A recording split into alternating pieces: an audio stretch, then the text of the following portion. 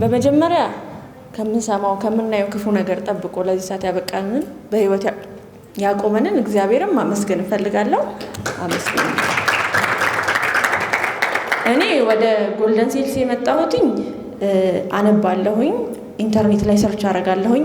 በፋይናንሻልም በማይንድ ሴትም ራሴን መቀየር ፈልጋለሁ። ኢንተርኔት ላይ ሰርች ሳደርግ ጎልደን ሴልስን በቴሌግራም ቻናል ላይ ያገኘኋቸው ፍሪ ሴሚናር ነበራቸው። ሴሚናሩን ተካፈልኩኝ፣ ወደድኩት፣ በዛው ጆይን አደረኩኝ። መማር ማለት በየቀኑ ራስን ማሻሻል ራስን መለወጥ ማለት ነው። ትምህርት ከትምህርት ቤት ከላይፍ ኤክስፒሪየንስ ከራሳችንም ከሰዎችም እንዲሁም ከማንበብ እናገኛለን።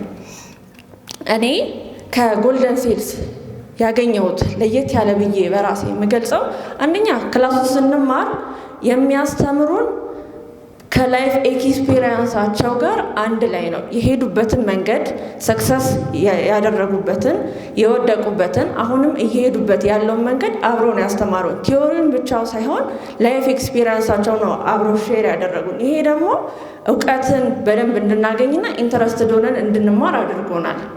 ሁለተኛው ክላስ ውስጥ እነሱ ተናጋሪ እኛ አድማጭ ብቻ አልነበርንም።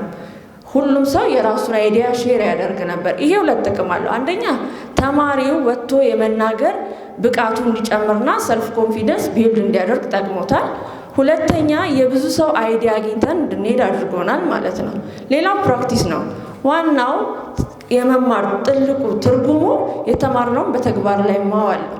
ከተለያዩ ከቢዝነስ ሰዎች ጋር እንዴት ዲል ማድረግ እንዳለብን፣ እንዴት ኮሚኒኬት ማድረግ እንዳለብን፣ እንዴት ኦብጀክሽኖችን ሃንድል ማድረግ እንዳለብን በደንብ ተምረናል።